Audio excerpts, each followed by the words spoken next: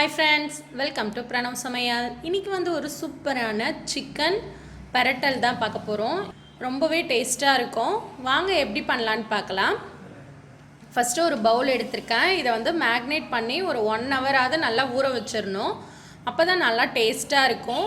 Chicken வந்து வெந்து வரும்போது நல்லா ஜூஸியாக இருக்கும், சாஃப்டாகவும் இருக்கும். ஒரு பவுலில் இஞ்சி பூண்டு பேஸ்ட் நான் வந்து இன்றைக்கி 3/4 கிலோ சிக்கன் எடுத்திருக்கேன்.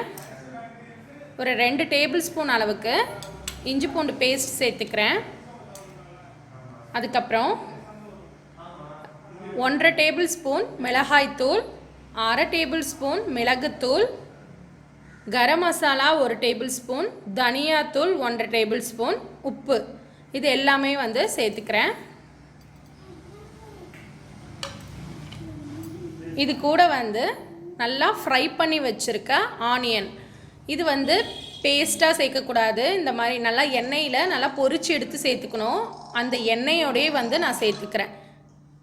கொஞ்சமாக எண்ணெய் போட்டு பொரிச்சோம்ல, அந்த எண்ணெயோடையே சேர்த்துக்க போகிறேன். இந்த ஃப்ரைடு ஆனியன் சேர்த்து பெரட்டும் போது ரொம்பவே டேஸ்ட்டாக இருக்கும். இதில் வந்து ஒரு 2 டேபிள் ஸ்பூன் அளவுக்கு தயிர் சேர்த்துக்கிறேன். கொஞ்சம் புளிச்ச தயிராக சேர்த்துக்கலாம்.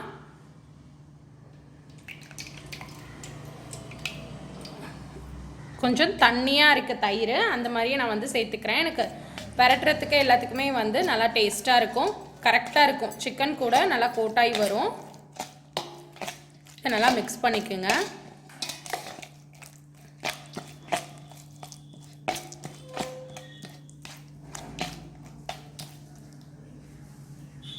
இதில் வச்சுருக்க சிக்கன் பீசஸை வந்து ஆட் பண்ணிக்கலாம். சிக்கன் பீஸ் ஆட் பண்ணி நல்லா வந்து கலந்து வச்சுக்கலாம். இது 1 ஹவருக்கு மேலே ஊறினாலும் பரவாயில்ல, நீங்கள் ஃப்ரிட்ஜில் வைக்க வேண்டாம், வெளியிலேயே 1 ஹவர் கிட்ட ஊற வச்சுக்கோங்க. 1 ஹவர் ஆச்சு ஊறிச்சினா தான் உங்களுக்கு நல்லாயிருக்கும். அதனால் நீங்கள் எல்லாம் செய்கிறதுக்கு முன்னாடி இதை வந்து ஊற வச்சிட்டிங்கன்னா நல்லாயிருக்கும். நல்லா மிக்ஸ் பண்ணிவிட்டேன், நல்லா ஊறட்டும். 1 ஹவர் வந்து சிக்கன் நல்லாவே வந்து ஊறிடுச்சு. இப்போ வந்து ஒரு வாணலில் ஆயில் சேர்த்துக்கிறேன்.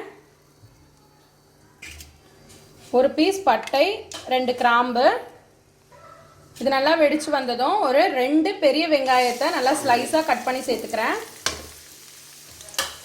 இது நல்லா வதங்கி வரணும். உப்பு எல்லாமே வந்து நம்ம சிக்கனில் சேர்த்ததுனால வெங்காயம் மட்டும் நல்லா வதங்கினா போதும்.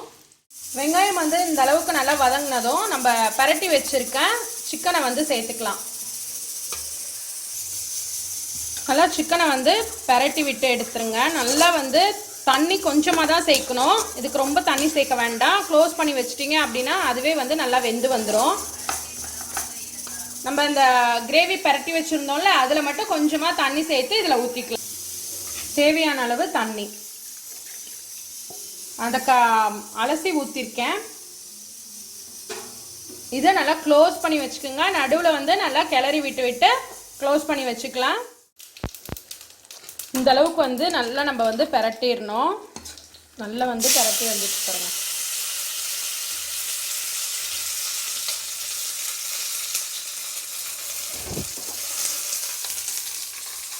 இந்த ஸ்டேஜில் நல்லா கொத்தமல்லி தூவிக்கலாம். இதோடு உங்களுக்கு வந்து இன்னும் ட்ரையாக வேணும்னா நீங்கள் இன்னும் ட்ரையாக ஆக்கிக்கலாம். எனக்கு வந்து கொஞ்சம் வந்து கிரேவி இருந்தால் நல்லாயிருக்கும். இது பிரியாணிக்கெலாம் ரொம்பவே டேஸ்ட்டாக இருக்கும். இந்த மாதிரி நம்ம மெத்தடில் செய்யும் போது லாஸ்ட்டாக வந்து ஒரு பாதி லெமனை வந்து புழிஞ்சு விட்டுக்கலாம். லெமன் புழிஞ்சிட்டு ஆஃப் பண்ணிவிடுங்க. லெமன் புழிஞ்சு சிக்கன் வந்து கொதிக்கக்கூடாது. உங்களுக்கு இன்னும் ட்ரையாக வேணும்னா நீங்கள் இன்னும் கொஞ்சம் ட்ரை ஆக்கிட்டு லெமன் புழிஞ்சிக்கலாம். சூப்பரான சிக்கன் பெரட்டல் வந்து ரெடி ஆயிடுச்சு பாருங்கள். பார்க்கவே வந்து சூப்பராக இருக்குது, டேஸ்ட்டுமே நல்லாயிருக்கும். நீங்களும் இந்த சிக்கன் பெரட்டலை வீட்டில் ட்ரை பண்ணி பாருங்கள். ட்ரை பண்ணி பார்த்துட்டு எப்படி இருந்துச்சுன்னு கமெண்ட்டில் சொல்லுங்கள். என்னோடய பிரணவ் சமையல் சேனலை ஃபஸ்ட் டைம் பார்க்குறீங்கன்னா சப்ஸ்கிரைப் பண்ணிக்கோங்க. தேங்க்ஸ் ஃபார் வாட்சிங். பாய்.